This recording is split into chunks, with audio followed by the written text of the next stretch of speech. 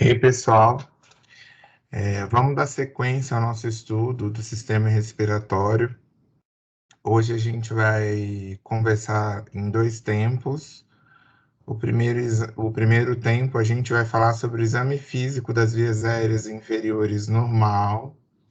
Depois a gente vai falar sobre o exame físico das vias aéreas inferiores alterado e o uso dos nebulímetros, né? As famosas bombinhas, como que a gente orienta os pacientes portadores de asma, DPOC, bronquite, a estar usando esse tipo de medicamento. Então, são temas importantes dentro da semiologia do sistema respiratório. Então, eu vou precisar que vocês tenham bastante atenção na hora de estar realizando o exame físico, porque os sons às vezes confundem, né? A posição onde eu coloco o estetoscópio às vezes pode ficar um pouco errada na hora que eu estiver examinando a postura do paciente. Então, eu vou pedir a vocês que fiquem bastante atentos com estes dois conteúdos daqui para frente, tá bom?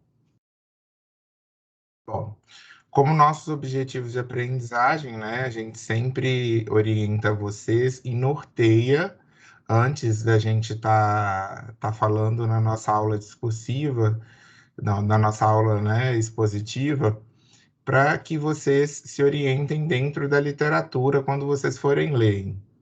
Então, um dos objetivos é conhecer os principais sintomas de acometimento do sistema respiratório, né? E aí a gente tem que entender a divisão anatômica do sistema respiratório. Então, o que que é via aérea superior, o que que é via aérea inferior? Na aula de otorrino, a gente estudou a via aérea superior, tudo aquilo que não compreende e que não está contida dentro da cavidade torácica, né? Além disso, a gente tem que reconhecer as alterações mais comuns na inspeção do tórax. Então, o que que eu vejo na inspeção do tórax que eu tenho que ficar atento, né? Identificar o padrão respiratório. Dependendo do indivíduo, tem indivíduo que tem um tipo de padrão respiratório diferente do outro, né? A gente vai discutir isso. Verificar a frequência respiratória e o uso da musculatura acessória, importantíssimo. Quando eu tenho um acometimento de via aérea inferior, por exemplo, nas pneumonias, nas asmas, nos derrames pleurais, normalmente o corpo ele tenta realizar a mecânica respiratória utilizando os músculos acessórios. Além disso, né, realizar o exame da faringe através da cavidade oral, um tema que a gente pode estar revendo lá do sistema do primeiro módulo, mas que a gente não vai focar aqui, tá? Realizar a palpação do tórax, então eu tenho o que eu vejo na palpação? A expansibilidade, o frêmito tóraco-vocal, se tem alguma crepitação subcutânea, algum atrito pleural, isso tudo a gente vai discutir também. Realizar a percussão do tórax, e é importante aqui, porque o tórax ele é diferente um pouco do abdômen, né? Aqui a gente tem vários tipos de sons. Então, quando a gente estiver percutindo o tórax, a gente vai ter que definir, né, a diferença de cada som na hora de estar fazendo o exame físico. Identificar os principais locais de ausculta pulmonar e a técnica correta de fazer a ausculta. Não é simplesmente chegar e colocar o esteto no tórax do paciente e falar que está fazendo a ausculta pulmonar, tá? A gente tem que corrigir isso daí. Reconhecer o som da passagem de ar nos brônquios, então a gente vai aprender todos os sons que a gente vai ouvir na ausculta pulmonar normal nessa aula, tá bom? E reconhecer a presença dos ruídos adventícios, né? Os sibilos, os roncos, os sopros e as crepitações, a gente vai deixar para a aula que vem, né? A próxima aula que já já a gente vai discutir. Então, antes da gente iniciar a semiologia de fato, né? Eu queria falar para vocês um pouquinho da anatomia. Então, o que que as literaturas falam, né? Quando a gente define a via aérea inferior, eles definem todos os órgãos que estão relacionados com o sistema respiratório. Então, vocês já estudaram em fisiologia e anatomia o que é o sistema respiratório em si, né? São órgãos que recebem esse ar, que esse ar, ao passar entre essas estruturas, ele é filtrado, ele é aquecido, umidificado, até ele chegar dentro da via aérea inferior, nos pulmões, os brônquios, bronquíolos e alvéolos pulmonares, para que este ar rico em oxigênio seja feita a nossa famosa hematose, né? A troca gasosa, né? A troca de CO2 por O2. Então, quando a gente fala de anatomia do trato respiratório, pode ser via aérea respiratória inferior, vocês vão ver trato respiratório inferior, os livros falam que todos os órgãos que estão compreendidos dentro da cavidade torácica. Então, tudo que está compreendido dentro do tórax, eu falo que é via aérea inferior. Então, a gente pode citar aqui, né, nessa foto, né, nessa imagem, a traqueia. Então, a traqueia vem, ela tem um ponto, vocês estudaram na anatomia, né, um pouquinho mais proeminente, que se chama carina. E aí esse ponto vai se aproximando, onde ocorre a bifurcação, né, entre os brônquio-fonte direito e o esquerdo.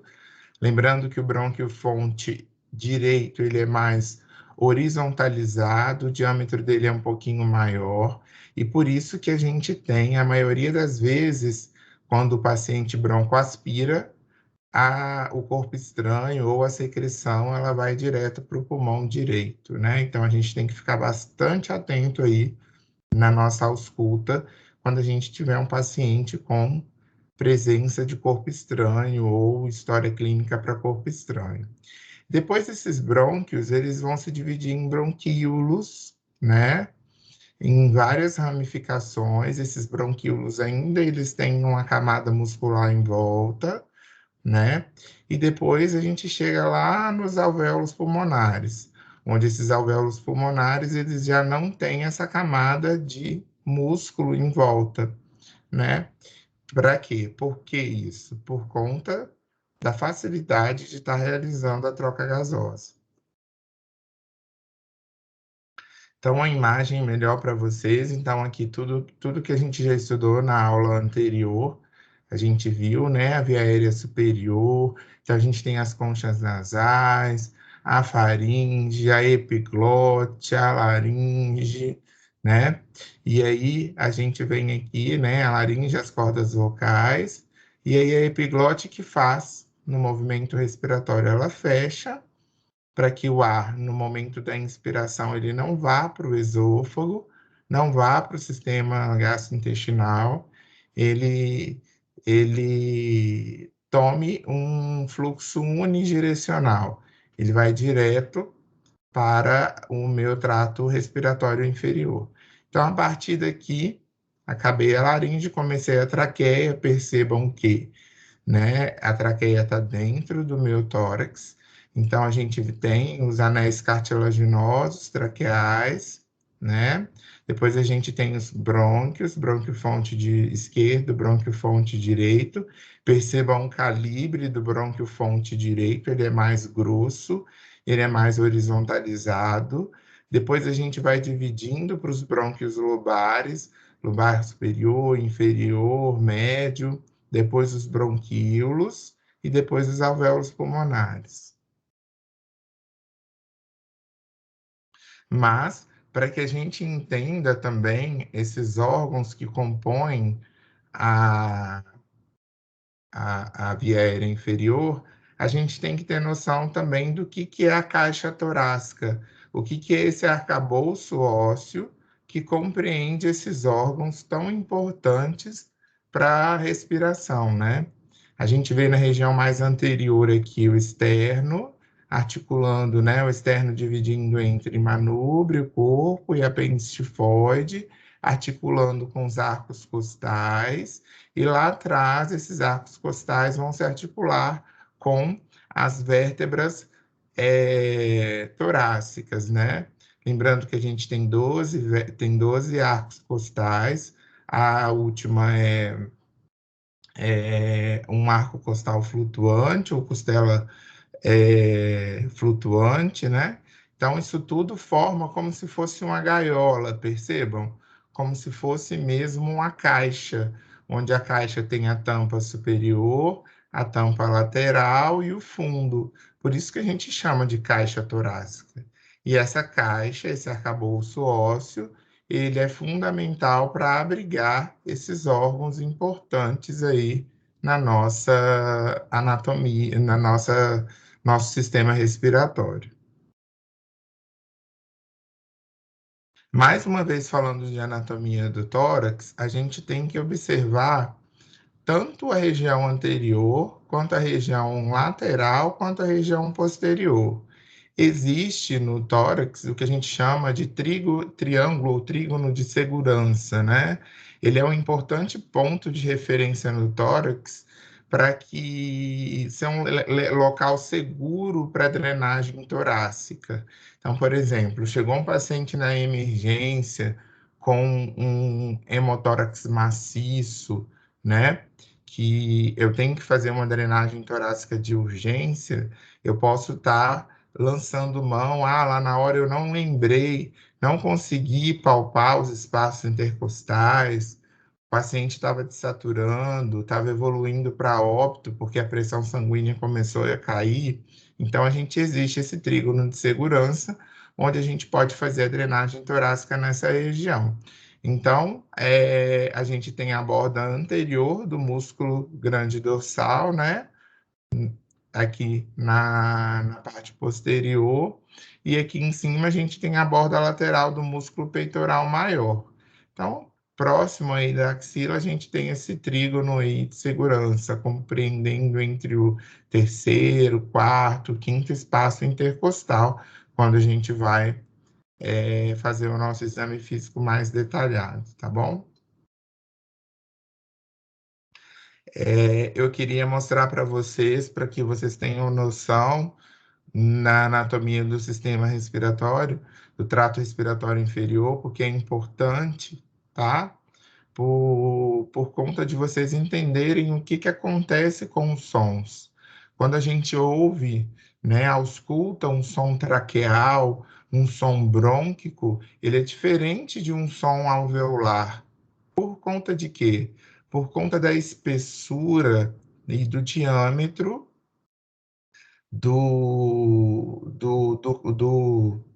da estrutura que esses sons vão passar. Então, aqui a gente tem a traqueia. Percebam que a traqueia ela é composta por anéis cartilaginosos. A proeminência da traqueia a gente chama de carina, né? E aí a gente vem para o brônquio-fonte direito e esquerdo.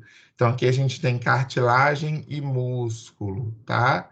Então, é uma estrutura, quando vocês forem analisar na anatomia, é uma estrutura cartilagínea mesmo, né? Os dois brônquios a gente consegue analisar de forma adequada.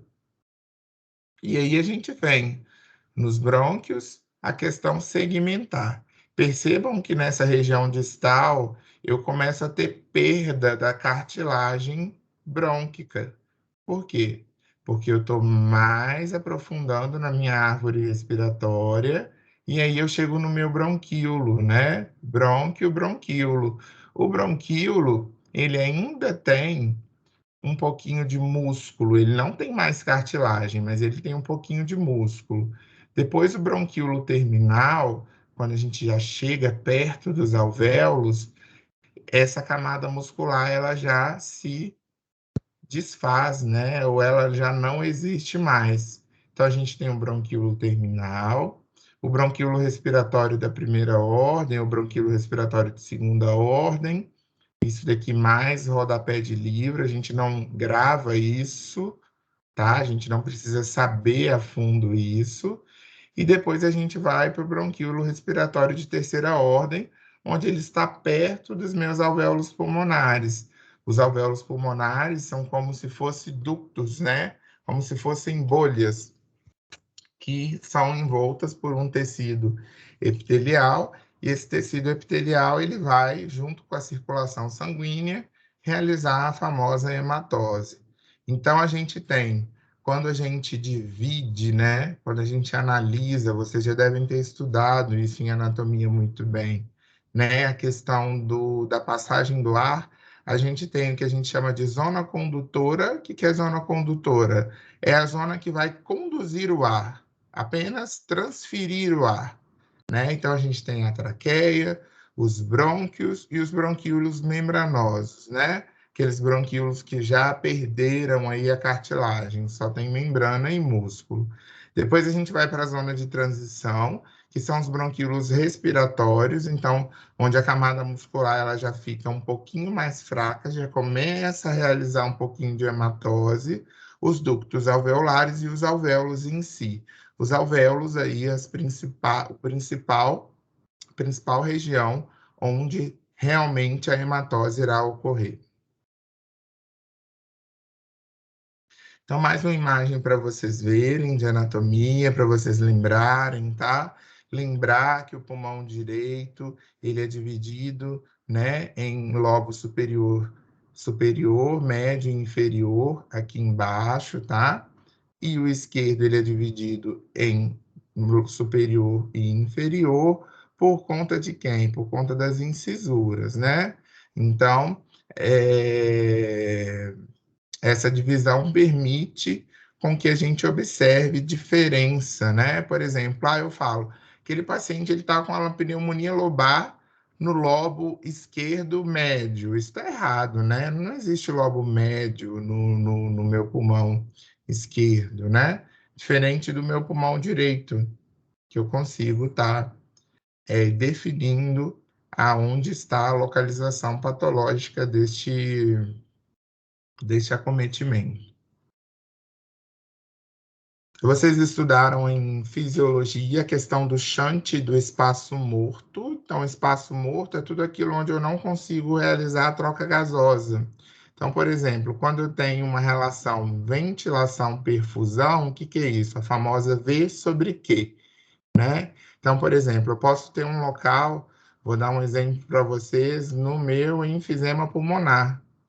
Eu tenho os alvéolos estão destruídos, eu não consigo fazer ali aquela troca, né? Mas eu estou tendo perfusão. Então, aí a gente consegue ter um aumento do espaço morto por conta da falta de condução desse ar até a circulação para estar realizando a troca gasosa, né? Então, aí ele coloca, por exemplo, na hipovolemia, com pressão arterial baixa, né?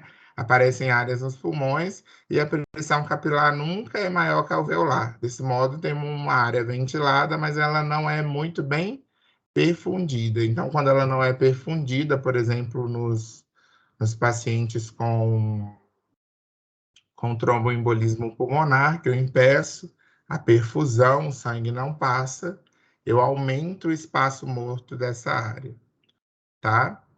E aí a gente tem condições normais que ocorrem, né? O shunt, o espaço morto, e em situações patológicas. Por exemplo, na doença pulmonar obstrutiva crônica, né? No DPOC, vocês vão ver que os alvéolos eles ficam mais fibróticos, mais resistentes, cheios de secreção. Então, o ar ele não consegue chegar próximo da minha membrana, da minha barreira respiratória, para estar fazendo aquela troca gasosa. Então, a ventilação perfusão nesses pacientes fica alterada, né? Então, eu tenho um aumento do meu espaço morto, já que possuem pulmões pobremente perfundidos, já, né? No caso do bloqueio da perfusão. Já no paciente com DPOC, o predomínio da bronquite crônica, devido às aéreas, né? A constrição da via aérea, na asma, eu tenho diminuição da minha ventilação. Eu não consigo ventilar muito bem. Então, a ventilação ela fica diminuída, mas a perfusão ela continua adequada. E aí eu tenho um shunt. Então, mostrando para vocês têm que ter um conhecimento do que é uma ventilação pulmonar, do que é troca gasosa, do que é transporte sanguíneo dos gases, respiração celular. Está na aula para vocês terem uma noção e ajudar vocês no raciocínio na hora de estar fazendo a ausculta daquele paciente, o exame físico daquele paciente. Quando eu vou estudar o tórax, eu preciso ter a minha referência anatômica de superfície, tá? Porque eu não posso colocar o meu estetoscópio, eu não posso fazer meu exame naquele doente sem eu saber aonde eu estou colocando, conhecer a área onde eu estou andando, onde eu estou examinando, né? Você não entra num lugar, por exemplo, onde você não conhece. Você tem que estudar bem aquele local para que você consiga descobrir aquilo que você realmente quer. E aqui no tórax do paciente é a mesma coisa, né? Então, a primeira coisa que a gente vai definir, essas linhas, pessoal, são linhas imaginárias de referência que nos ajudam na hora do exame físico. Então, aqui, vamos começar com essa imagem aqui inicial. A gente tem a linha clavicular, né? Então, óbvio, a linha da clavícula, a gente pode traçar uma linha horizontal, tá? Abaixo da linha clavicular, a gente tem a linha da terceira articulação externo-condral. Então, o que a gente pode fazer? A gente vai palpando, né? Primeiro arco costal, segundo, terceiro arco costal. Então, eu tenho a linha da terceira articulação externo-condral. Mais abaixo, corresponde lá no apêndice tifoide, o pontinho do apêndice tifoide, a linha da sexta articulação externo-condral, tá? A gente pode definir também essas linhas imaginárias. Mais abaixo, linha médio-esternal, mais abaixo ainda, linha esternal lateral, né? Desculpa, mais para a esquerda, né? A linha média external ela vai dividir o tórax em dois lados iguais, tanto o lado direito quanto o esquerdo. A linha external lateral ela vai dividir o tórax em forma assimétrica, porém é um pouquinho mais lateral ao meu externo mesmo, né? Vocês podem estar utilizando a palavra paraesternal ou justa external, linha external lateral ou linha external paralateral ou justa lateral. Mais para a esquerda ainda, eu tenho a minha linha paraesternal, que aí é mais longe ainda do externo, tá? Essas duas aqui, o justa external, paraesternal, vocês podem estar utilizando. A gente quase não tem muita diferença, porque as duas estão muito próximas, tá? Então, vocês podem estar utilizando o nome paraesternal, justa external ou external lateral, tanto faz, tá bom? Tem que estar próximo ao externo na hora de estar examinando o paciente. Então, tudo que está próximo ao externo, justa external, paraesternal ou lateral ao externo, depende do que vocês quiserem falar. E tem a linha hemiclavicular, que eu vou dividir a minha clavícula no meio, né? Normalmente corresponde, né, ao mamilo, né? Essa linha ela percorre de forma certinha em cima do mamilo, mas depende, né? Tem paciente obeso, tem paciente com prótese, então a gente vai dividir a clavícula no meio e aí a gente vai ter o nome da linha hemiclavicular. Então, na região anterior do tórax, é importante a gente ter essa noção. Como que a gente vai definir nos nossos pontos, né? A gente tem que definir a linha médio-external, as linhas paraesternais e a linha hemiclavicular, porque isso vai ajudar a gente na hora de fazer a ausculta respiratória desse paciente. Na lateral, vocês já conhecem já um pouco, né? Então, a linha mais próxima à borda do músculo peitoral maior é a linha axilar anterior, né? A mais próxima na lateral, eu peço ao paciente para levantar a mão, colocar a mão na região occipital, que eu estou examinando. Então, eu vejo aí a linha axilar anterior. E a mais posterior, muito próxima aí ao músculo trapézio, a gente tem a linha axilar posterior ou linha da sexta articulação externo-condral. Eu utilizo o termo axilar posterior e no meio a linha axilar média, tá? Vocês podem estar utilizando e dividindo aí na região da lateral. Na região posterior, o que que a gente tem? A linha escapular superior, né? Essa linha escapular superior, que fica em cima realmente, né, da espinha da escápula, bem em cima mesmo, quase próximo ao ombro.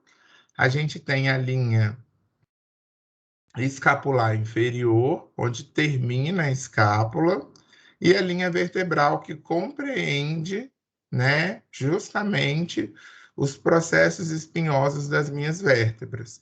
Então, eu vou palpar os processos espinhosos vertebrais e aí eu vou ter justamente a divisão certinha da linha vertebral. E a minha linha escapular também, né? Tanto direita quanto esquerda, é aonde eu tenho o início da minha escápula, né? A fixação da minha escápula. Então, eu tenho a linha escapular direita e linha escapular esquerda, importante na hora que a gente for fazer e avaliar a expansibilidade pulmonar do paciente.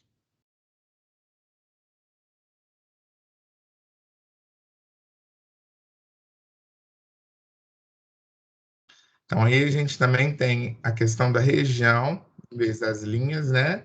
Então, a gente tem a região infraclavicular, região mamária, região infraclavicular, por quê? Porque está abaixo da clavícula, região mamária, porque está na região, né, dos mamilos, dos seios, né? E região inframamária. A gente pode dividir o tórax assim. E a região external, toda a região anterior que compreende ao externo, tá? Na lateral, a gente tem a região axilar e a região infraxilar, quando a gente divide em regiões, tá, pessoal? Aqui não é linha. Região axilar e região infraxilar.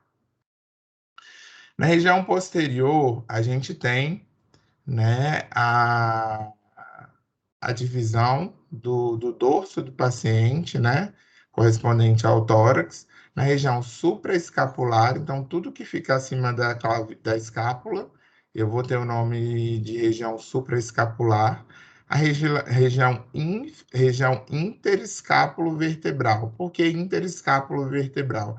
Porque é entre a minha vértebra e a minha escápula. Essa região é muito importante para a gente fazer a ausculta, tá? Ausculta pulmonar. Então, eu coloco o esteto e coloco, eu estou auscultando na região posterior do tórax, na região interescápulo vertebral. Por quê, pessoal? Porque eu fujo, né, com a campana, com o diafragma do estetoscópio, de locais onde tem osso. Então, o osso ele impede um pouco da gente captar os sons. Então, quando eu coloco na minha região interescápulo vertebral, eu tenho uma melhor ausculta da região pulmonar, do campo pulmonar. A gente tem a região infraescapular, tudo abaixo da escápula, né?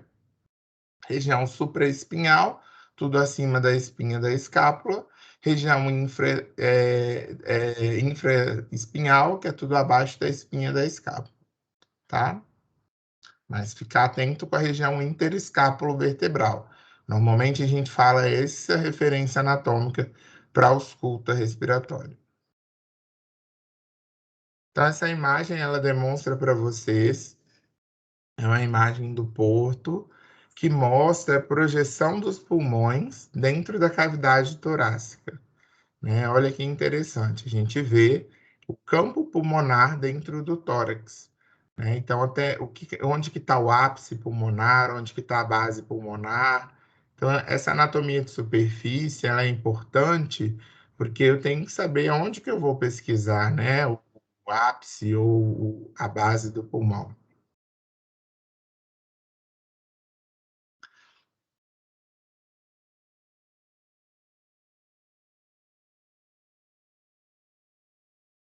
Fugindo um pouquinho da anatomia e fisiologia bem sintetizada aí para vocês, mais para a gente fazer uma introdução.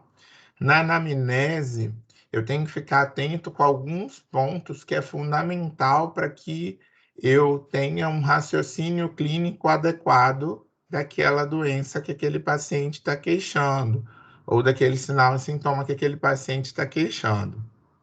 Por exemplo, a idade, né? Existem malformações congênitas, pneumonias graves, fibrose cística, asma, bronquiolite, que são mais prevalentes em crianças, né? Na faixa etária das crianças. Já os idosos, a gente tem a doença pulmonar obstrutiva crônica, vocês já estudaram, já viram aí no caso clínico, né? Então, que é o famoso DPOC, aquele paciente que fumou a vida toda, então ele tem uma via respiratória bastante desgastada, né? Bastante fibrosada, com bastante secreção. Então, o ar ele passa com bastante dificuldade nesse paciente com DPOC. A gente pode ter nos adultos as pneumonias graves, muito presente nos imunossuprimidos, nos pacientes com HIV, a tuberculose também. Então, aqueles pacientes que são privados de domicílio, né, que os pacientes que sobrevivem nos presídios, né, então eles têm a maior chance de ter contato com algum paciente contaminado, e como eles vivem encarcerados, eles podem ter aí um surto de tuberculose.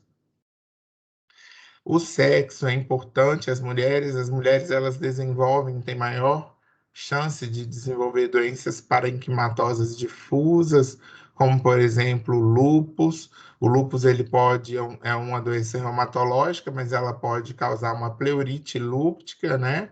Atacar a pleura, artrite reumatoide, a sarcoidose, que são vários nódulos no pulmão e são mais comuns em mulheres. Nos homens, a gente tem as pneumoconioses, então a pneumoconiose é uma doença ocupacional muito comum, né? Então a gente tem a silicose, a asbestose, aquele paciente que ingere pó de sílica, pó de asbesto, né? A gente aqui em Cachoeiro tem a grande quantidade de marmoraria, de pedreira, então esses pacientes eles acabam, se eles não estiverem utilizando os EPIs adequados, desenvolvendo aí essas, essas patologias. O DPOC também ele é muito prevalente em homens, por quê?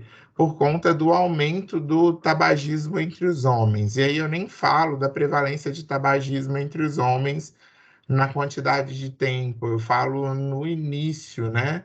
Os homens eles costumam a utilizar o tabaco mais recentemente do que as mulheres.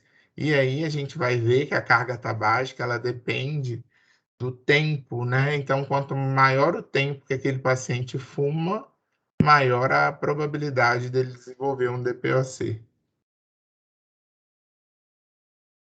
Então, mais uma vez, na identificação, ver a procedência, o local onde esse paciente mora, se é um local onde que tem aglomeração de pessoas, né?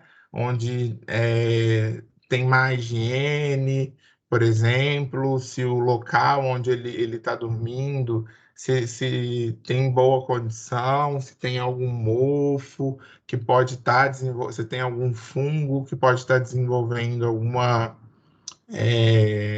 doença pulmonar fúngica.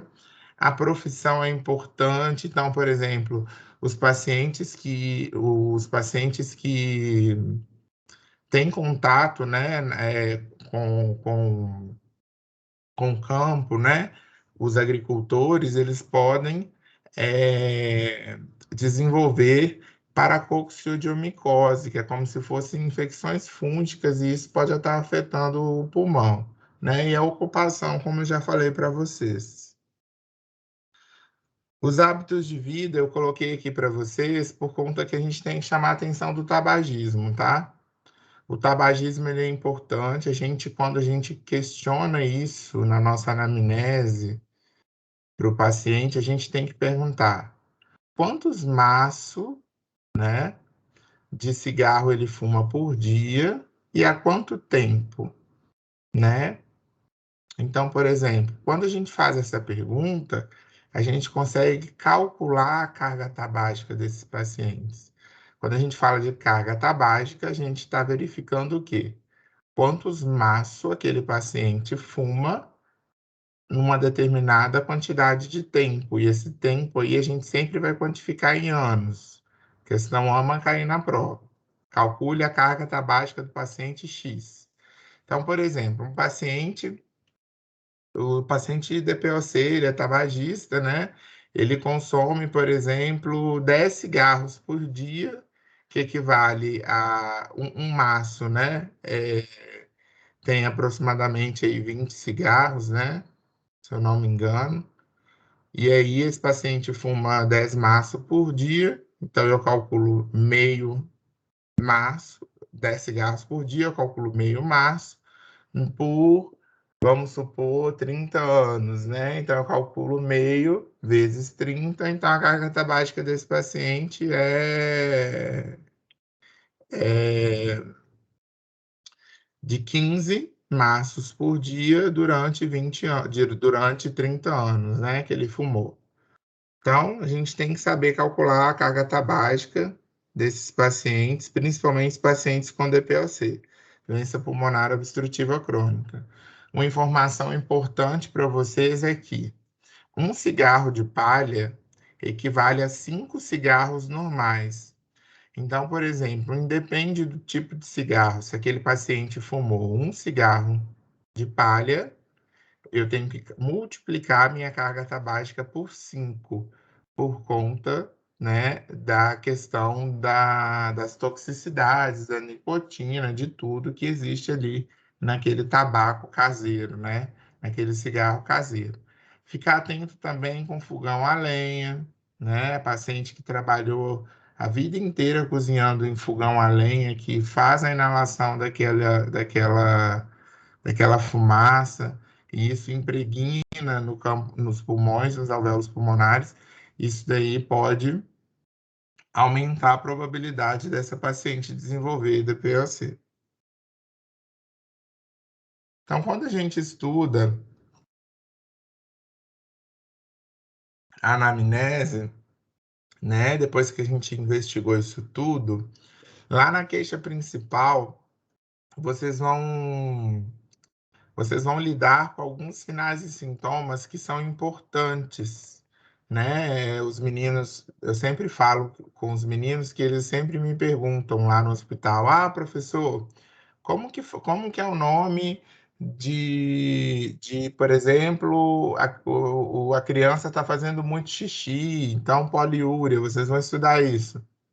Então, esses termos técnicos nos sinais e sintomas, vocês têm que começar a adquirir, começar a ter no vocabulário médico de vocês, quando vocês estiverem lendo prontuário, quando vocês estiverem fazendo a anamnese de vocês.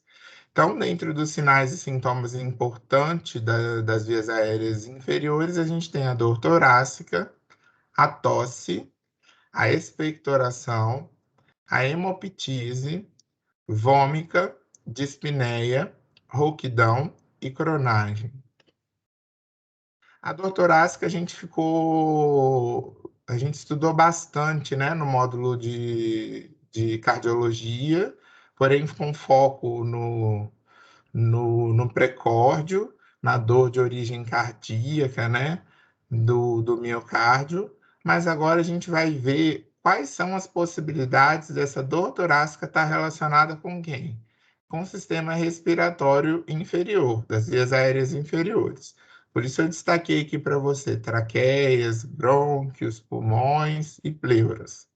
Lembrar que a dor torácica, ela tem uma gama de doenças que podem levar à dor torácica. Então, aí, por isso que eu citei para vocês. Então, parede torácica, né? Algum trauma, irregularidade, o próprio coração, pericárdio, os vasos, o esôfago, o mediastino, os órgãos abdominais e as causas psicogênicas, né?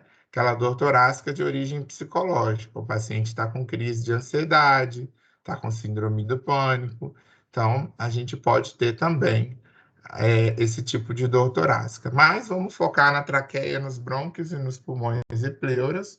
A gente tem principalmente as traqueites e as bronquites, né? As infecções na traqueia. Então, aquela criança que está tossindo bastante, aquele adulto que está com aquela tosse rouca, né? A famosa tosse de cachorro, né? Que está até na literatura, e esse termo existe, né? Aquela tosse seca, aquela tosse ladrante.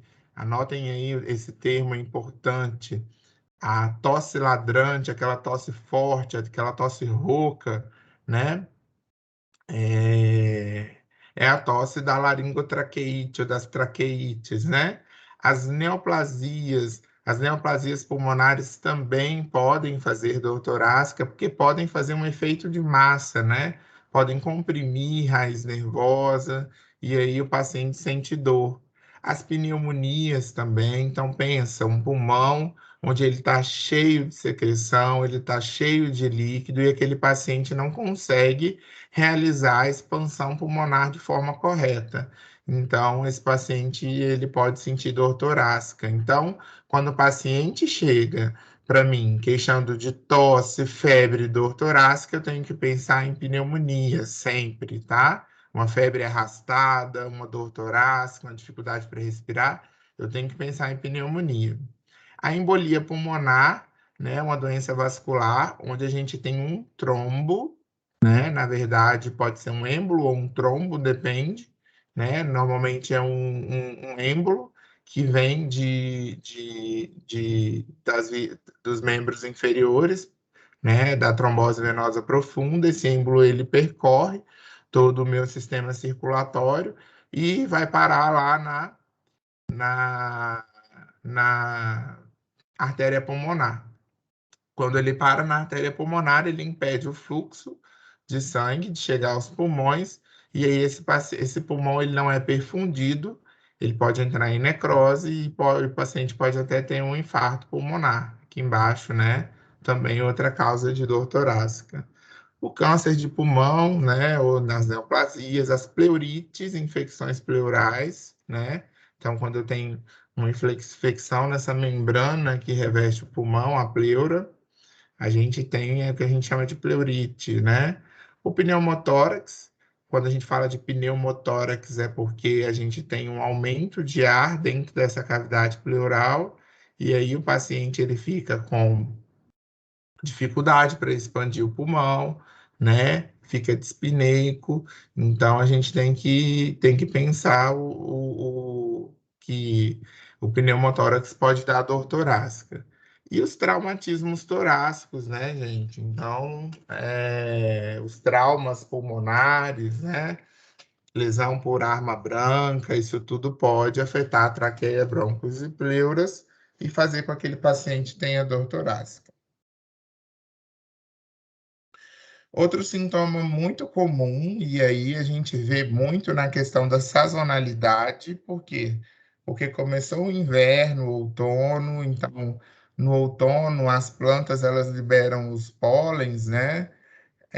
Caem as folhas, né? E aí no inverno o ar começa a ficar um pouco mais denso, a umidade do ar diminui, e aí o paciente que ele é atópico, que ele é alérgico, ele começa a ter tosse. E aí é muito comum a gente ter essa queixa no nosso consultório, né? Tosse, e essa tosse está prolongada e eu não consigo descobrir. A gente viu com os meninos aí, né? Uma paciente que tinha tosse, quando a gente foi ver, né, o prontuário da paciente, ela tinha hérnia diafragmática. O conteúdo do abdômen foi para dentro do estômago e aí o paciente só apresentava tosse na hora do meu exame físico normal.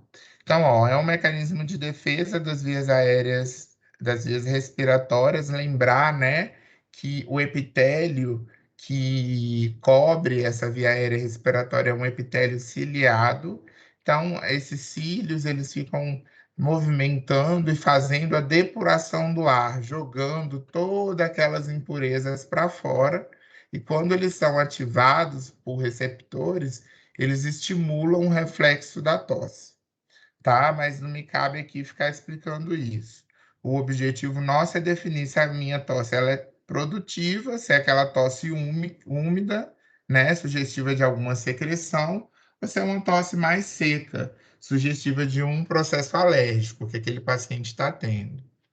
No livro do Porto, a gente vê o termo também tosse quintosa, a gente quase não utiliza esse termo, mas caracteriza por surgirem acessos, geralmente de madrugada. Então, aquele paciente está dormindo, de uma hora para outra ele começa a tossir, tossir, tossir, tossir, tossir, tossir, e depois ele para, com esse intervalo curto de acalmaria. Depois ele volta com essa sensação de tosse muito forte, e aí essa tosse a gente pode até denominar de tosse emética, né?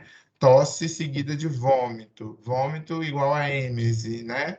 E aí ele vomita, tem a sensação de asfixia, então é muito comum a gente observar nesses pacientes também a tosse quintosa, tá? Não é muito comum na nossa prática clínica, mas existe aí na literatura para gente conhecer. A tosse síncope é aquele paciente que tosse, tosse, tosse, tosse, tosse, tosse, depois ele perde a consciência por conta da questão da musculatura, tanto diafragmática quanto das musculaturas acessórias do tórax. Então, ele fez tanta força, que ele impede, de certa forma temporária, o retorno venoso, chegar no coração. O coração ele não manda débito cardíaco, faz uma diminuição do fluxo sanguíneo cerebral, e aí o paciente tem síncope, né? Ele cai e perde a consciência. A gente tem a tosse bitonal, ela deve ser deve-se, né, a paresia ou paralisia de uma das cordas vocais, que pode significar um comprometimento do nervo laríngeo inferior. Como que é essa tosse? Então, por exemplo, eu tenho a paralisia lá da minha corda vocal. Então, essa paralisia, quando o ar passa, igual eu estou falando, o ar está passando nas minhas cordas vocais, eu emito um timbre vocal. Quando de um lado está paralisado, isso acaba estimulando o outro lado, irritando, comprometendo o outro lado a realizar o mecanismo da tosse. E aí o paciente tosse, tá? A tosse rouca ou a tosse ladrante, eu já falei para vocês, é muito comum na laringotraqueite, tá? A famosa tosse de cachorro, e nos tabagistas também. Por quê? Porque o paciente com DPOC, ele acaba perdendo essas células ciliadas protetoras que protegem a via aérea superior, a via aérea, né? Lá na traqueia, que acabam produzindo muco e tentam eliminar essas impurezas dentro dessa região. Então, o tabagista, ele vai perdendo essas células. Quando ele vai perdendo essas células, ele acaba ficando com um tecido muito próximo ao nosso tecido epitelial, mais fibroso, mais rígido, e aí o paciente tem essa tosse, e aí a gente tem a famosa tosse ladrante, né? Várias causas de tosse para vocês, então a tosse da asma brônquica, do tabagismo, refluxo gastroesofágico, por exemplo, refluxo gastroesofágico oculto, sinusite, bronquites, bronquiectasias, pneumonias, né? Estenose mitral, tumor do mediastino. Então, tem várias etiologias de tosse. Então, tosse é um sintoma que a gente tem que ficar bastante atento, tem que ser bastante detalhista na hora de investigar, né? Há quanto tempo, quando que começou, a característica da tosse, se tem algum sintoma associado, isso é importantíssimo. A expectoração é quando o paciente ele escarra, sai aquela secreção do conteúdo respiratório, né? E aí a gente pode ver o famoso catarro, né? A gente fala escarro na nossa linguagem médica. A gente pode ver se aquele escarro na expectoração ele é seroso, então ele é muito rico em água e eletrólitos. Então é muito comum, por exemplo, o paciente que tem refluxo e aí não comeu nada e aí ele acaba tossindo, né, de uma forma geral, e aí sai aquela secreção mais serosa ali na hora da tosse, na hora que ele expectorou, mas não do conteúdo do gastroesofágico, tá? Do conteúdo da via aérea, da via respiratória dele. O mucoide, diferente, ele tem uma consistência mais rica em água, proteína, mucoproteína, eletrólitos, apresenta celularidade baixa, mas tem um pouquinho de celularidade. Por que que o mucoide é diferente do seroso? O mucoide é aquele paciente que está com uma gripe, né? E aí ele está com um escarro branquinho, né? Mais transparente, aquela gripe que está iniciando, infecção de via aérea superior já iniciando, então o paciente tosse, tem essa expectoração mais mucoide. A expectoração purulenta já é diferente. Ela é rica em piócitos e tem celularidade muito alta. Então, indica uma infecção. Então, paciente com tosse catarrada, né, ou tosse amarelada, né, como as mães falam, os pacientes falam, né, doutor, eu tô tossindo e tá muito amarelo, tá com mau cheiro, tem uma celularidade alta, né? Eu tô com febre, né? Às vezes pode ter um hemopitóico, pode ter umas raias de sangue, né? Junto com esse escarro, a gente tem que ficar preocupado e investigar aí qual a etiologia da expectoração.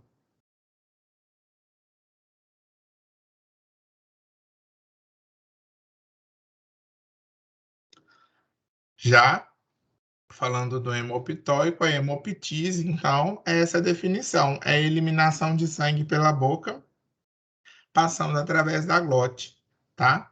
Então, tudo quanto é vasinho que rompeu lá embaixo, lá no meu pulmão, na minha traqueia, nos meus brônquios, bronquíolos, às vezes o paciente tosse, tosse, tosse, tosse, tosse, tosse, que acaba rompendo um determinado vaso, e aí ele acaba tendo uma expectoração, né? Na verdade, uma hemoptise com um pouquinho de sangue. O que a gente tem que preocupar é quando esse paciente ele tem uma hemoptise grave, né? Com muito sangue, sangue vivo. A mesma coisa de eu cortar meu braço e ver aquele tanto de sangue escorrendo, né? Então, a gente tem que preocupar nas questões das patologias brônquicas e alveolares. Então, será que aquele paciente tem algum distúrbio de coagulação, algum problema que fez com que ele tenha essa hemoptise tão acentuada? Então, a gente já fica um pouco aí meio atento em relação a esse sinal desse paciente. Tem diversas etiologias também para hemoptias, e depois vocês deem uma olhada para vocês pensarem, né? Então, nas vias respiratórias, tuberculose, né? O Mycobacterium tuberculosis, ele vai lá e ele começa a fazer as é, escavações no parênquima pulmonar, as famosas cavernas, e aí acaba o paciente tendo a hemoptise, né? Os, os cânceres, as neoplasias pulmonares também podem fazer isso, porque podem romper algum vaso, então podem evoluir também com hemoptise. A vômica é outro sintoma que vocês vão ouvir, né? Ela é menos comum, mas existe.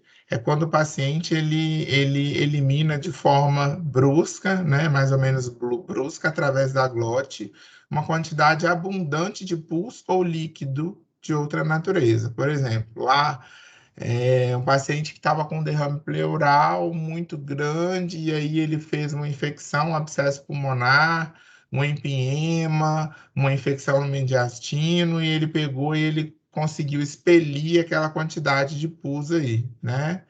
Então, a gente chama isso de vômita, quando esse paciente ele libera, né, pela cavidade oral essa quantidade de pus aí na hora que ele está realizando o movimento, né? A vômita. A dispneia a gente viu, mas agora eu quero chamar a atenção de vocês para a dispneia para a gente pensar não na insuficiência cardíaca, tá? Porque lá era uma queixa cardiológica, né? O paciente ele era cardiopata e ele estava com falta de ar e aí o coração estava insuficiente. Agora a gente tem que pensar na dispneia o quê? De origem pulmonar, que é muito comum o paciente chegar a falar para você que está com muita falta de ar. Então, o que que é a dispneia? É essa dificuldade para respirar. O paciente ele pode ter ou não consciência daquele estado. Ele pode saber que ele está com dificuldade para respirar, e aí isso acaba intensificando a dispneia, ele pode ficar mais dispneico, ou ele pode estar conversando com você normal e você está percebendo que a frequência respiratória dele está muito aumentada, tá? A gente tem a dispneia subjetiva, quando só for percebida pelo paciente, objetiva quando ele acompanhar das manifestações que evidenciam, né, aquela dispneia no exame físico. O que que é subjetiva? Ele chega para você e fala, doutor, eu estou com falta de ar. Já na objetiva, não. Eu estou vendo o paciente, ele está com tiragem subcostal, com tiragem de fúrcula external, batimento de asa nasal. Então, a musculatura acessória, ela está sendo acionada, né? O diafragma, ele não está dando conta de realizar a mecânica respiratória para aquele paciente. E aí a gente pode dividir, né, a dispneia em grandes, médios e pequenos esforços para a gente ver a capacidade e a severidade daquela dispneia. A dispneia tem diversas etiologias, né, pleurais, neurológicas, diafragmáticas, parenquimatosas, que são relacionadas com o pulmão, as cardíacas, que a gente já viu, teciduais, tóraco-pulmonares, né, com M, tóraco-pulmonares, e as neurológicas. Outro sintoma também muito comum, a famosa chieira, né? Ah, doutor, meu filho tá chiando. Doutor, minha irmã tá chiando em casa, tá com a chieira no peito. Foi só mudar o tempo que o fulano de tal tá chiando, né? Tá com dificuldade para respirar, tá dispneico e eu tô ouvindo o chiado daqui. O que que é o chiado, pessoal? O chiado a gente chama na linguagem leiga, né? Por conta que é o barulho que o sibilo faz. Por isso que a gente fala de sibilância. A gente vai falar na próxima aula qual é, como que é, né? E ouvir o barulho do sibilo. Já até coloquei para vocês aí no AVA. Então, o que que acontece? O paciente que ele é atópico, que ele tem asma brônquica, né? Ou bronquite, a via aérea dele, ela fica hiperreativa. Ela fica abrindo minha setinha. Ela fica abrindo e fechando ao mesmo tempo. Quando ela abre, o ar passa. Quando ela fecha, o ar não consegue passar. Ele passa num diâmetro muito pequenininho, né? Quando ele passa nesse diâmetro pequenininho aqui, a gente ouve um som, né? Um turbilhonamento de som, de ar. Quando eu ouço um turbilhonamento de ar, vocês conseguem ouvir aí o sibilo. Eu vou dar um exemplo para vocês que eu sempre falo com meus alunos, né? Quando está ventando muito e vocês deixam um pouquinho a janela aberta, uma gretinha bem pequena, né? Da janela aberta e aquele ar passa ali, não faz um barulho, né? Como se fosse um assopro, um assovio. Isso é o barulho do sibilo, porém na via aérea inferior. Então, esse paciente ele chega para a gente queixando disso daí, né? De dificuldade para respirar. A via aérea dele, ela tá o quê? Hiperreativa. A parede ela fica inflamada, né? O paciente atópico da asma, ele tem células inflamatórias em volta dessa árvore brônquica e ela fica abrindo e fechando ao mesmo tempo, toda hora. A gente chama de broncoespasmo, né? Então, esse broncoespasmo faz com que o pulmão fique, a gente ouça, né, a questão da sibilância. Então, chegou o paciente falando que está chiando, ele não está chiando, o nome que a gente vai colocar não é chieira, né? Escrever sibilância. A rouquidão, a disfonia é a mudança no timbre da voz, que traduz alguma alteração das cordas vocais, né? E aí, dentro do sistema respiratório também, mais presente aí no sistema respiratório superior, mas pode afetar também a traqueia um pouquinho. Então, a rouquidão ela pode ser aguda ou de curta duração, muito presente também nos pacientes com laringotraqueite, nas laringites, tá? Nas traqueites. Então, o paciente pode fazer rouquidão sim, na hora que ele tem essas doenças. A cronagem é a dificuldade, né? Esse termo que a gente utiliza é para falar da dificuldade inspiratória por redução das vias aéreas superiores. Então, por exemplo, se eu tenho um edema de glote, né? Eu tenho um paciente com anafilaxia que sofreu uma picada de um mosquito e aí ele começou a obstruir a via aérea superior dele por conta de um edema de glote. Então ele vai fazer uma cronagem, né? Porque ele não consegue respirar de forma adequada por conta que o ar não passa na via aérea superior de forma adequada. Na altura da laringe, né, normalmente, e se manifesta por um ruído, a gente chama do estridor, e pode ter tiragem de fúrcula external. Se esse estridor permanecer, o diafragma não der conta de realizar a mecânica respiratória, o paciente começa a ter tiragem de quê? Da musculatura acessória, né? Tiragem subcostal, intercostal. E aí, esse paciente a gente tem que correr, porque ele pode evoluir para asfixia, né? E até a óbito, uma parada cardiorrespiratória. Então, se for um corpo estranho também, parado aí na glote, o paciente pode evoluir com um estridor e fazer uma coronagem também, tá bom? Bom,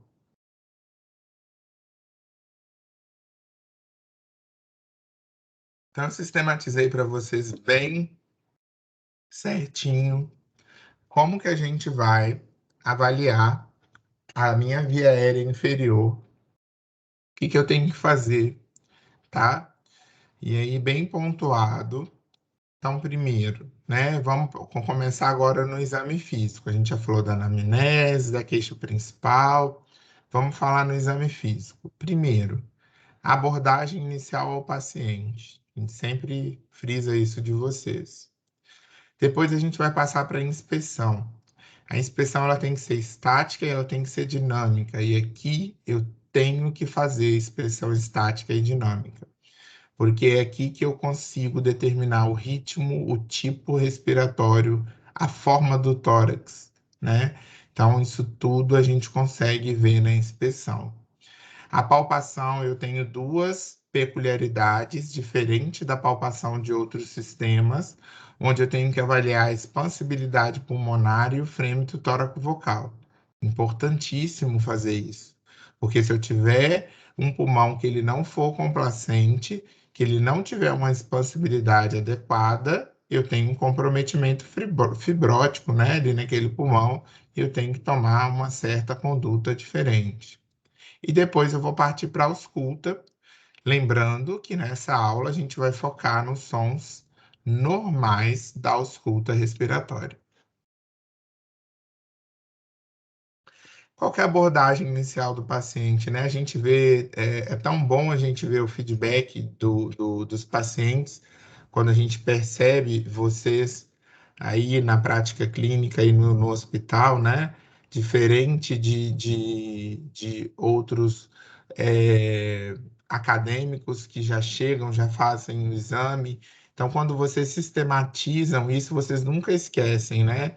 Vocês se apresentam, explicam para o paciente, né, o exame que vai ser feito. Então, o paciente, ele é leigo, ele não tem o conhecimento. Então, falar, olha, eu vou colocar esse esteto aqui no peito da senhora, no tórax da senhora, é para a gente ver como que está o som dentro do pulmão. A senhora me permite, a senhora se sente confortável, né, para estar realizando esse exame, pedir ao paciente para despir a área examinada, né, gente? Então, assim, tem que pedir para despir, porque isso interfere na ausculta. Então, professor, eu tive muita dificuldade na ausculta cardíaca. Então, na respiratória, a gente tem que estar bastante atento, porque tem diversos tipos de sons, né? Então, a gente tem que classificar esses sons de forma correta.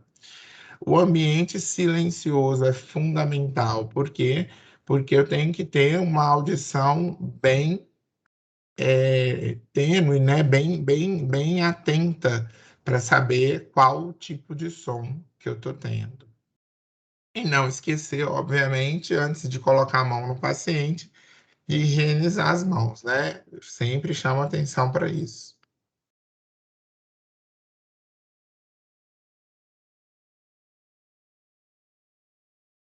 Na inspeção estática, o próprio nome diz, estática, o paciente está parado, né? Eu não vou observar movimento torácico, não vou observar nada. Eu vou apenas olhar para o paciente e ver como que aquele paciente chegou no meu consultório, como que aquele paciente está na enfermaria, seja onde vocês estiverem examinando.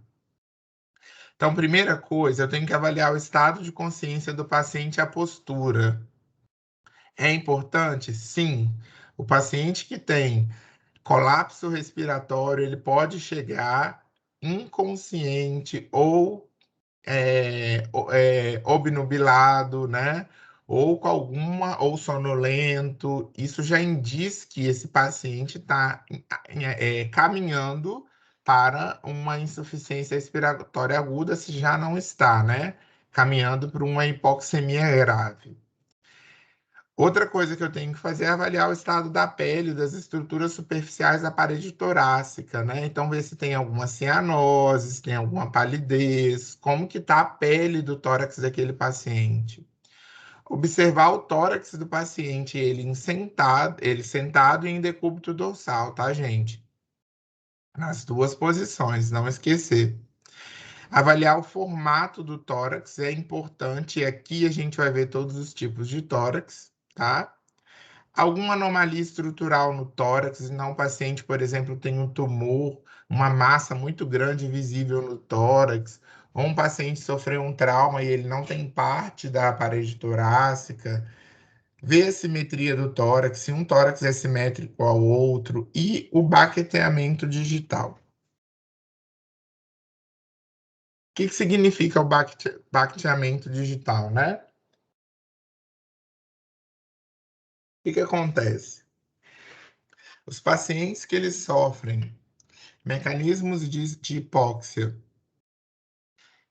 crônica, mecanismo de hipóxia crônica, as células sanguíneas, vocês já devem ter estudado, liberam o que a gente chama de VEGF, né?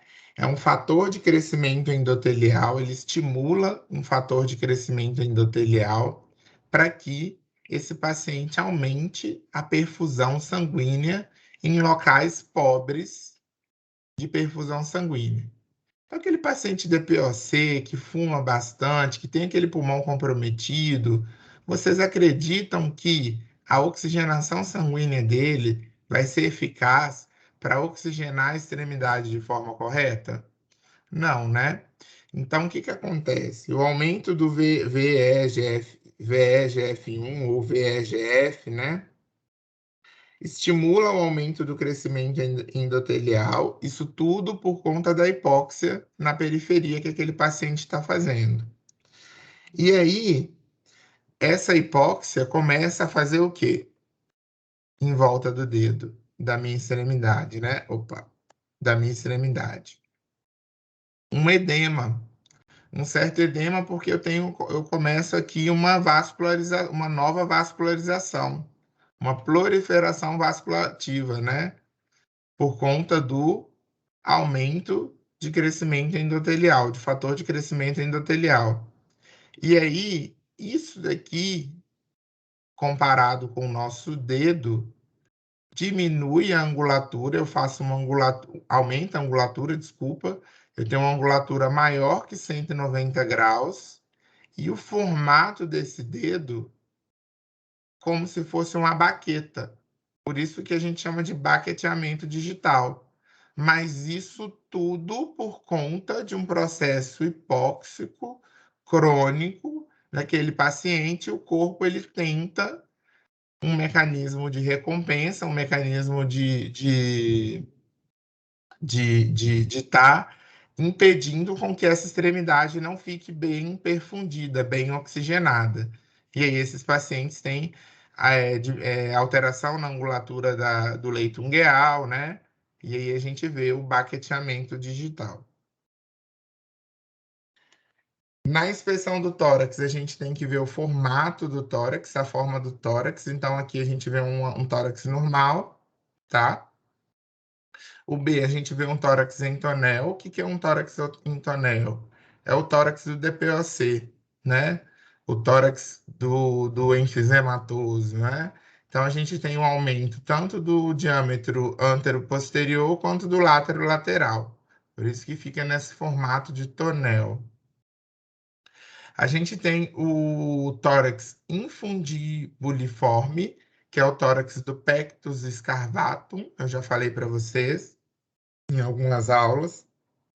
E aqui na região do externo dele, ele fica para dentro, né? É aquele paciente que tem aquele tórax encurvado para dentro na região external.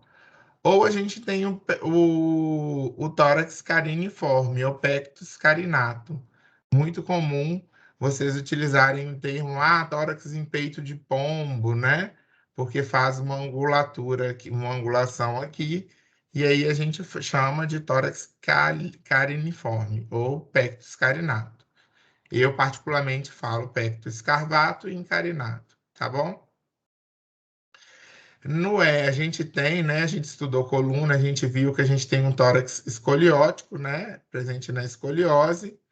No F, a gente tem a cifose, então um aumento da cifose, né? Muito comum aí nos idosos, nessa cifose, tanto na coluna torácica, né? E aí a gibosidade, quando isso fica muito acentuado, né? A gente tem calcificação óssea, muito comum no paciente idoso, que tem malformação no gradil costal. Na inspeção estática também eu tenho que ver tudo aquilo que a gente já aprendeu, se tem alguma lesão, né? Se alguma lesão aumentou ou reduziu a parede torácica, se tem algum aneurisma de aorta que pode causar abaulamento, algum tumor, alguma hipertrofia de ventrículo direito. Se tem hipertrofia de ventrículo direito, tem batimento visível, e aí a gente vai para a cardiologia. Os derrames pleurais também provocam um abaulamento na base do hemitórax correspondente. Então, isso tudo aqui a gente consegue observar. Na inspeção dinâmica, a gente tem que ver todo o movimento que aquele paciente faz com o tórax. Então, a primeira coisa que a gente vai ver na inspeção dinâmica é o tipo respiratório. Como que a gente avalia o tipo respiratório daquele paciente? Observando atentamente o movimento do tórax e do abdômen junto, tá? Porque tem paciente que quando respira movimenta só o tórax e tem paciente que quando respira movimenta os dois, tá? Então, o objetivo é de reconhecer o tipo respiratório desse paciente, observando o tórax e o abdômen. Nas condições normais, a gente observa qual tipo de respiração e para qual sexo e para qual faixa etária, né? O costal superior, ou seja, o paciente ele movimenta mais do que as mulheres, mais o tórax, na hora que elas estão respirando. Então, vocês percebam que o tipo respiratório nas mulheres é o tipo costal superior, presente no sexo feminino. Já no tórax, tóraco-abdominal, no tipo respiratório tóraco-abdominal, vocês vão perceber que é mais comum nos homens e na criança, porque a criança ainda não tem coordenação motora total para utilizar a caixa torácica sozinha para respiração. Então, o abdômen acaba ajudando, né?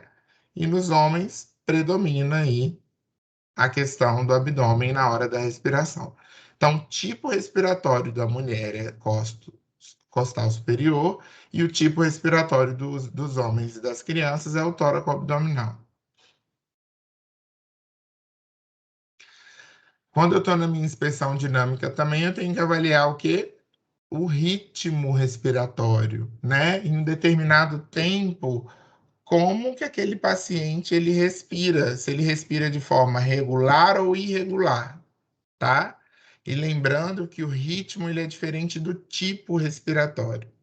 Então, eu vou observar o paciente no mínimo 2 minutos aí, né, por um tempo, e nas condições normais, esse paciente, ele possui movimentos respiratórios regulares, né, com a mesma amplitude e uma mesma frequência.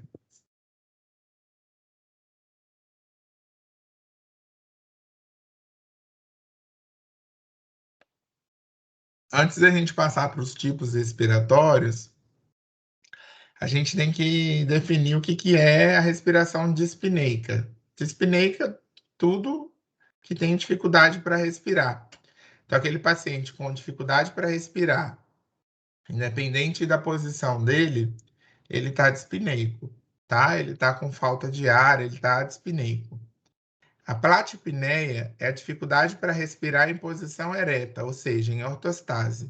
O paciente está em pé, ele está com dificuldade para respirar. Quando ele deita, ele fica na posição de decúbito dorsal, a dispneia é o contrário, né?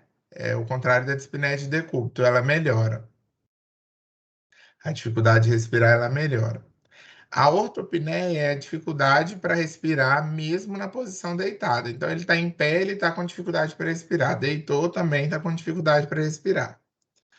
E a trepopneia é a condição na qual o paciente se sente mais confortável para respirar em decúbito lateral. Então, ele vira para a lateral, ele sente melhor conforto para respirar. Por que que isso acontece? Normalmente por conta de acometimento de um hemitórax. O hemitórax fica mais comprometido e aí o paciente ele fica com dificuldade para respirar quando ele deita pro lado do hemitórax acometido, né?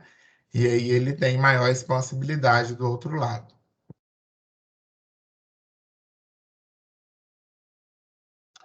Então, para vocês observarem, né, o ritmo respiratório, na dispneia, olha para vocês verem, a frequência das minhas respirações, elas são totalmente irregulares.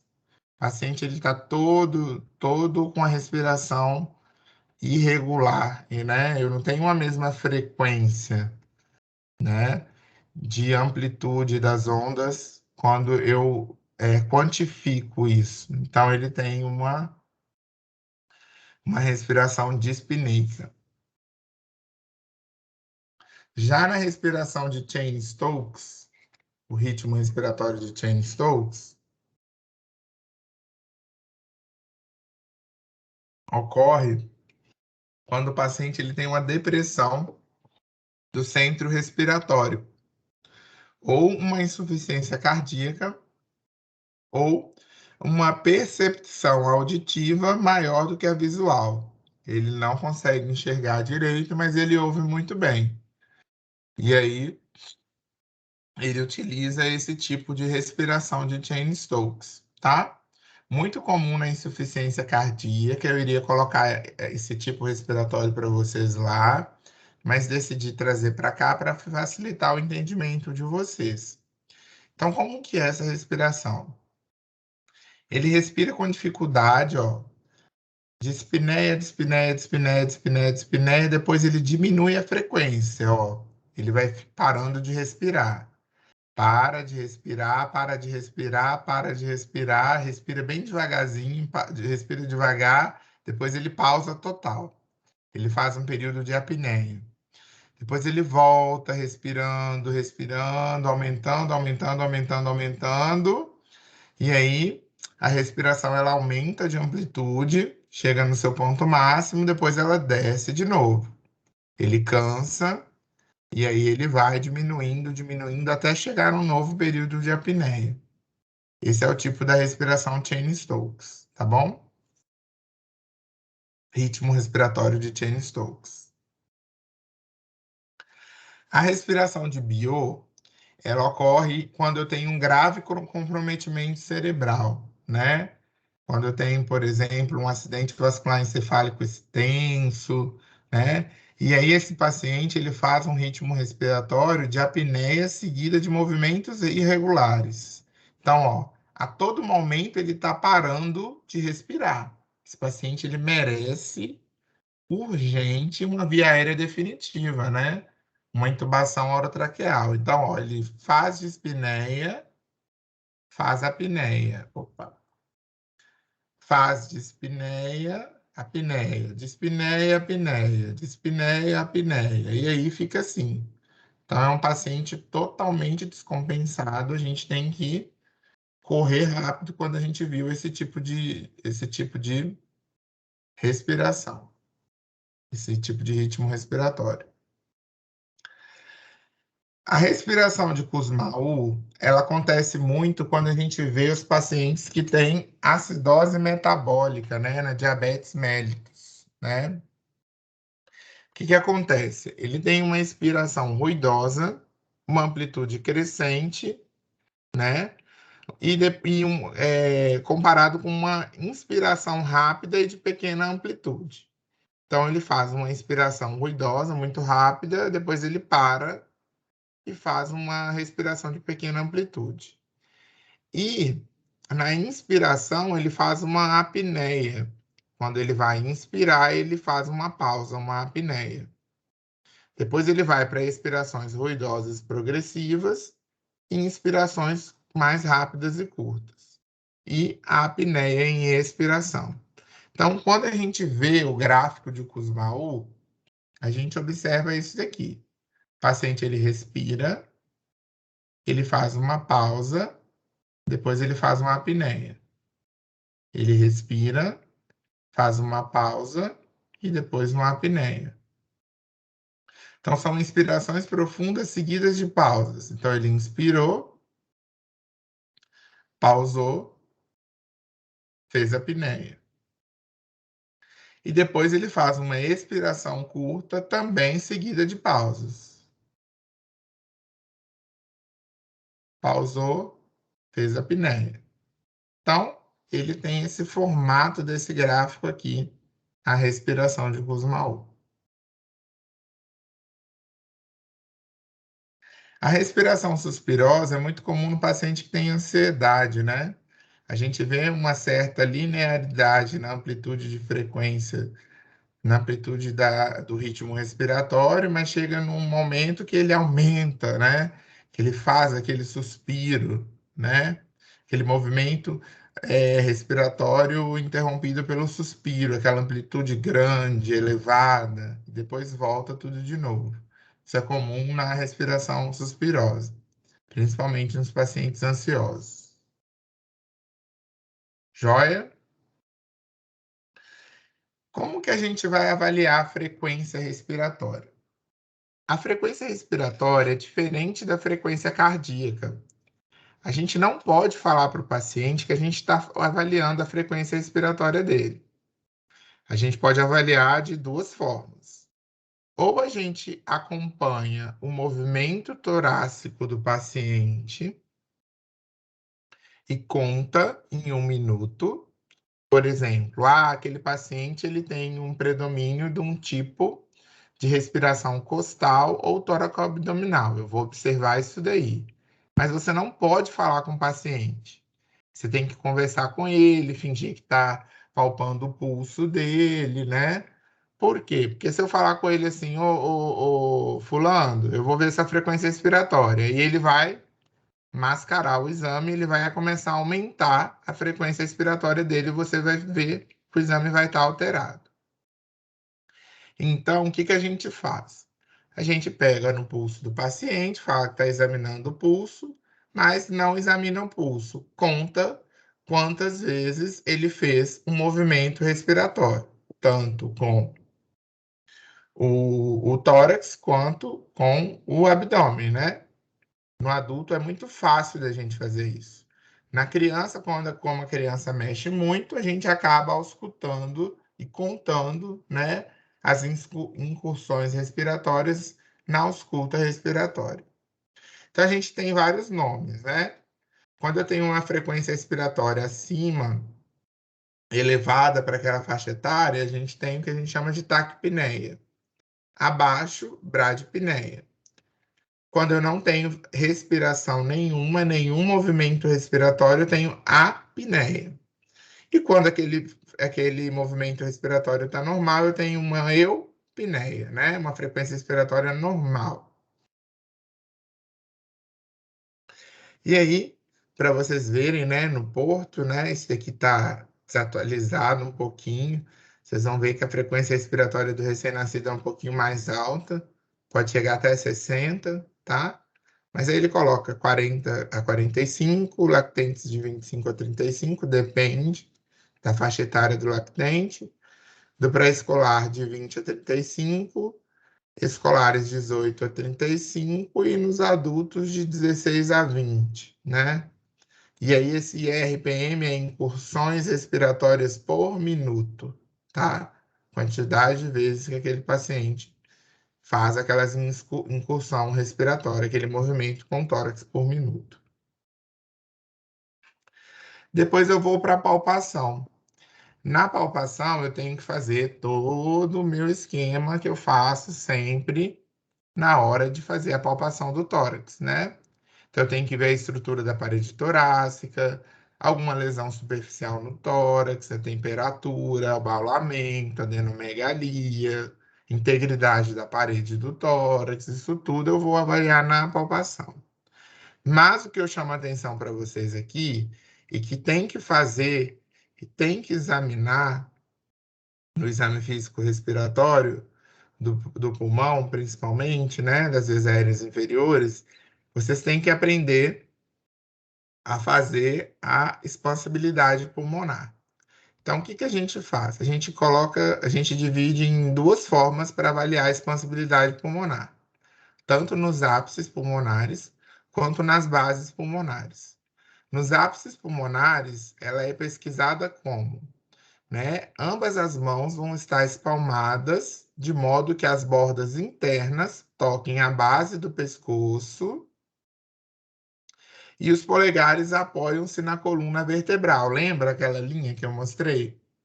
A linha da coluna vertebral? Então, os polegares vão tocar aqui. E os demais dedos vão ficar para frente na fossa supraclavicular. Beleza, eu me posicionei posteriormente ao paciente e o que que eu vou fazer? O que que eu vou pedir para esse paciente fazer? Inspirar e expirar profundamente. Por quê? Porque eu tenho que ver o quê? A expansibilidade pulmonar desse doente. Se eu tenho complacência e expansibilidade pulmonar, se o pulmão dele tá enchendo de ar, né, e esvaziando.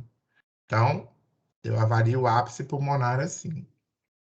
Na base pulmonar já é diferente, né? Então, ó, como que os meus dedos têm que ficar?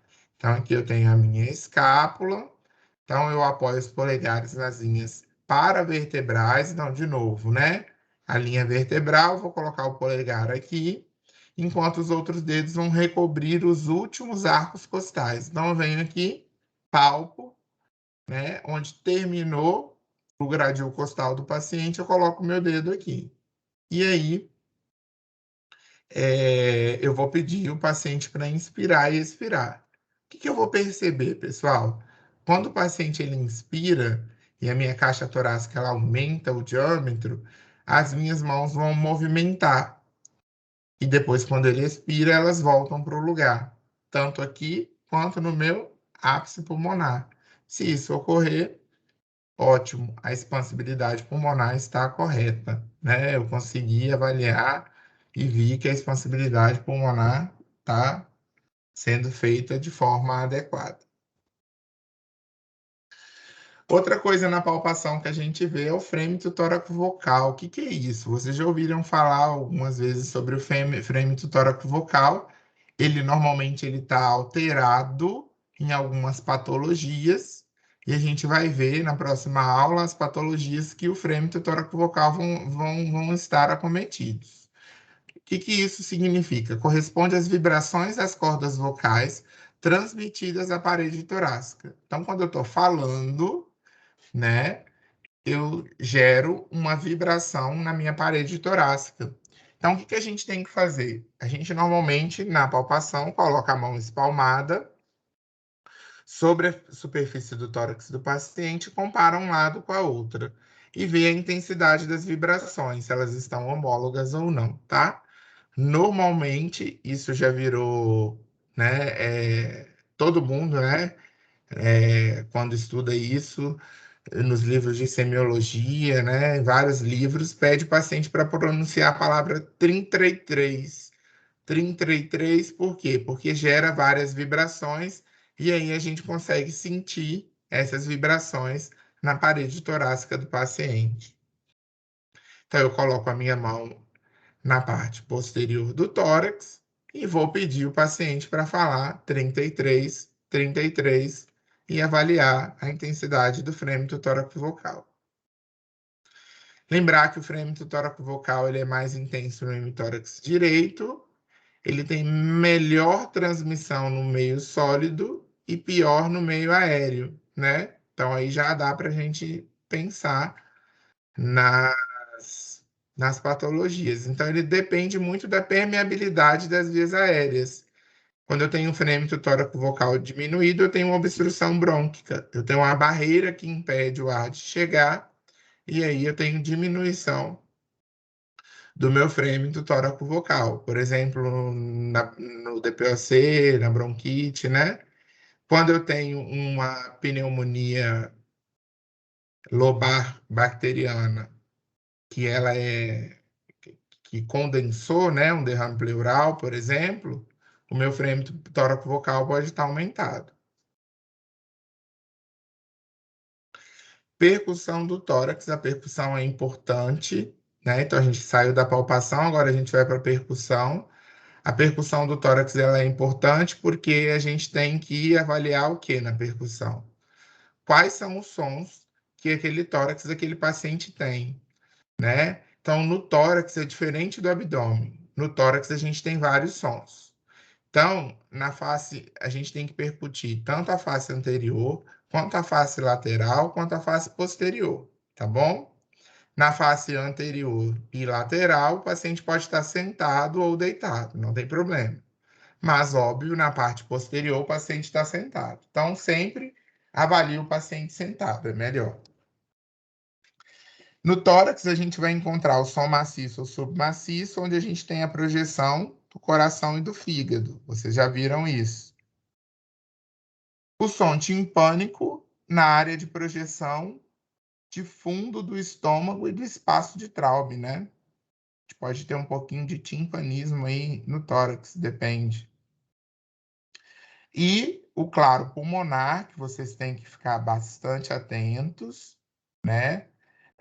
Ou o som atimpânico, é o som onde eu vou fazer a percussão na projeção do meu pulmão. tanto no hemitórax direito quanto no esquerdo. Eu percutir, eu vou ver um som claro pulmonar ou atimpânico. Então, a percussão do tórax a gente vai fazer nas faces laterais, anteriores e laterais, né?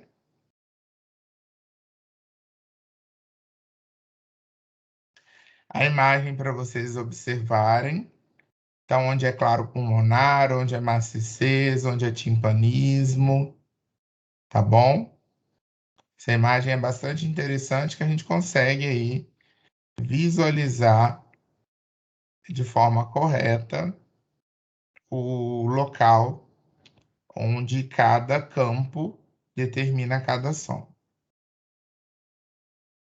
Na ausculta, é diferente da ausculta cardíaca, porque a ausculta pulmonar a gente tem que auscultar na região anterior, lateral e posterior, pessoal, não adianta.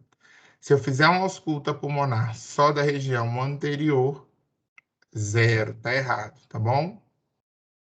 Então, o ambiente tem que estar silencioso, pedir o paciente para se despir e conhecer a anatomia do tórax, tá? Como que é a ausculta? O examinador ele vai se colocar atrás do paciente, que não deve forçar a cabeça nem dobrar excessivamente o tronco. O paciente vai ficar sentado normal, tá? O paciente deve estar com o tórax despido e respirar com pausa profundamente. Então, pedi o paciente para inspirar e expirar profundamente. Coloquei o estetoscópio, inspira e expira profundamente. Coloquei o estetoscópio, inspira e expira profundamente, tá? A gente vai pedir para o paciente fazer isso daí, com a boca aberta, sem fazer nenhum ruído, para não interferir no som da sua ausculta. A ausculta dos pulmões, ela é realizada com auxílio do diafragma do estetoscópio e ela sempre tem que ser feita de maneira simétrica. Se eu coloquei num ponto, eu tenho que colocar no ponto correspondente a ele, na face tanto anterior, lateral e posterior do tórax, tá? Essa imagem aqui mostra para vocês, facilita, né, os pontos. Então, por exemplo, eu comecei aqui no ponto 1, depois eu vou para o 1, depois eu vou para o 2, depois eu vou para o 2. Vou fazendo em zigue-zague, né? 1, 2, 2, 3, 3, 4, 4, 5, 5. Peguei todo o meu campo pulmonar na região anterior. Na região posterior, a mesma coisa. 1, 2, vou fazendo meu zigue-zague e auscultando todos esses pontos, até a minha área de projeção de base pulmonar, não esquecer, tá bom? Aqui, o ponto 8 e 9, ele está se referindo mais à região lateral, tá? Porque não conseguiu colocar a imagem na lateral. Mas aí, vocês definem 2 pontos aqui na lateral para fazer a ausculta desse paciente na lateral. Não esquecer. Pede o paciente para colocar a mão na região occipital e fazer a ausculta direitinho. O que que a gente ouve na ausculta? A gente ouve o som traqueal, então é aquela área condutora, né, do som passando na traqueia, tá bom? Tanto na inspiração quanto na expiração, mas mais presente, mais intenso na expiração. A gente consegue ouvir na ausculta a respiração brônquica, as áreas de projeção dos brônquios principais, então a intensidade ela já vai diminuindo, tanto na inspiração quanto na expiração.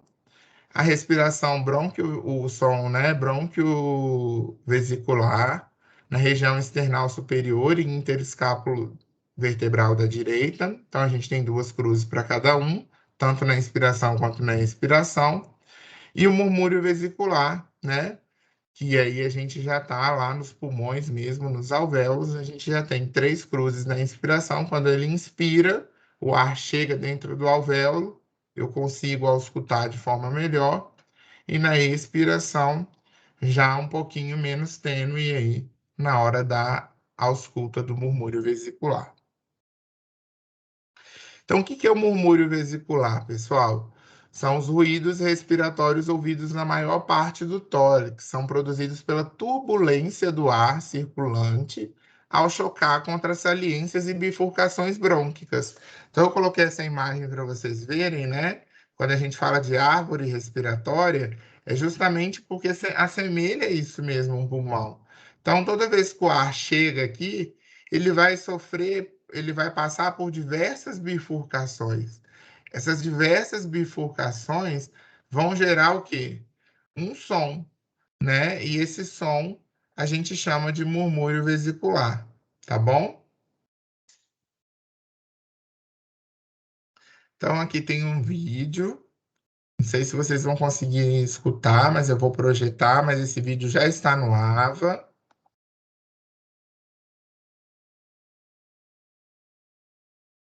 Esse é o som traqueal,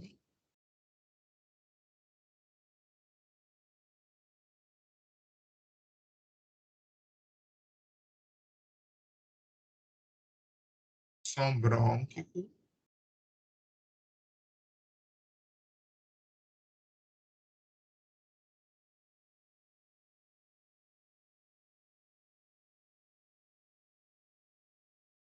murmúrio vesicular, ele é menos tênue, né?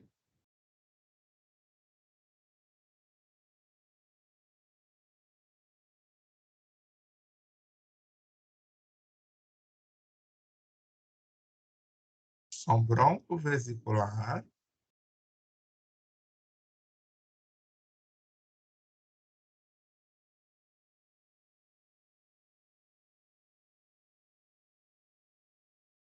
certinho? Então a gente tem que ficar atento na hora que a gente definir esse som normal. Por quê? Porque a gente vai avançar no nosso estudo para entender quais são os sons alterados na minha ausculta, tá bom? Então hoje a gente termina, agora a gente termina essa discussão, então estudem, tá? É, eu falo para vocês que sistema respiratório é muito importante, é uma matéria que vocês vão lidar aí para o resto da vida de vocês, como médicos, independente da área que vocês forem seguir. Então, se dediquem e estudem para este modo.